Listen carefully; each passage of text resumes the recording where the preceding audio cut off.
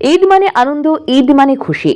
আর এই ঈদের দিনে ধর্মপ্রাণ মুসলমানরা দীর্ঘ 1 মাস রোজা রেখে তাদের রবকে খুশি করার জন্য সিয়াম সাধনার মাধ্যমে তথা রোজা রেখেছেন। আজ ছিল মুসলমানদের আনন্দের দিন ঈদ উল ফিতর। আর এই ঈদ উল ফিতরের দিনে সকাল 7:30 সময় বক্সনগর আরডি ব্লকের অন্তর্গত বিভিন্ন জায়গায় ঈদ উল ফিতরের নামাজ অনুষ্ঠিত হয়। তারই মধ্যে সবচেয়ে বড় ঈদের নামাজটি অনুষ্ঠিত হয় বক্সনগর দক্ষিণ পাড়া কেন্দ্রীয় ঈদগাহ মাঠে। ঈদ উল ফিতরের নামাজ শেষ করে বক্সনগর কেন্দ্রীয় মসজিদের ইমাম শফিকুল ইসলাম সাহেব একান্ত সাক্ষাৎকারে বলেন, পবিত্র ঈদ উল ফিতরের দিন ধর্মপ্রাণ মুসলমান সম্প্রদায়ের মানুষ 2 রাকাত নামাজ আদায় করে সমস্ত অংশের মুসলমানরা ঈদগাহ সমবেত হয়ে ঈদের নামাজ আদায় করেছে শান্তিপূর্ণ আনন্দের সাথে।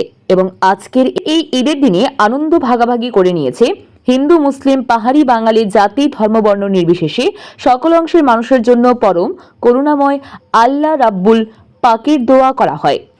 ঈদ উল ফিতরের নামাজে ধনী গরিব সকল অংশের মানুষ কাঁধে কাঁধ মিলিয়ে হাতে হাত মিলিয়ে ঈদের নামাজ আদায় করেন। এদিন এই ঈদের নামাজে রাজ্যের সমস্ত অংশের মানুষের জন্য আল্লাহর কাছে প্রার্থনা করা হয় যাতে সমস্ত অংশের মানুষ জাতপাত ভুলে শান্তি, সম্প্রীতি এবং উন্নত ত্রিপুরা গড়তে পারে। এদিন এই ঈদের নামাজে ছোট বড় থেকে শুরু করে সকল অংশের মানুষের উপস্থিতি ছিল লক্ষণীয়। ধর্মপ্রাণ মুসলিম ধর্মাবলম্বীরা সকালবেলা মিষ্টিমুখ করে ঈদগাহ মাঠে ঈদের নামাজ আদায় করেন। ঈদের নামাজ আদায় করে একে অপরের সাথে ঈদগাহ মাঠ প্রাঙ্গণে কোলাকুলির মাধ্যমে এক সুভ্রাতৃত্বের পরিচয় ফুটিয়ে তোলেন।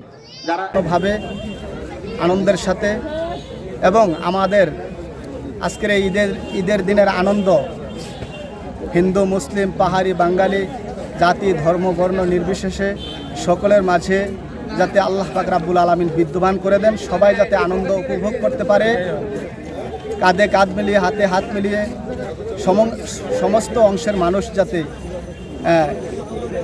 আপন জীবনকে অতিবাহিত করতে পারে, আল্লাহ পাক রাব্বুল আলামিন যাতে সেই তৌফিক দেন। আমরা সবাই বলি আমিন। এটাই আমার একান্ত কামনা করছি। রিপোর্ট, ভোরের আলো।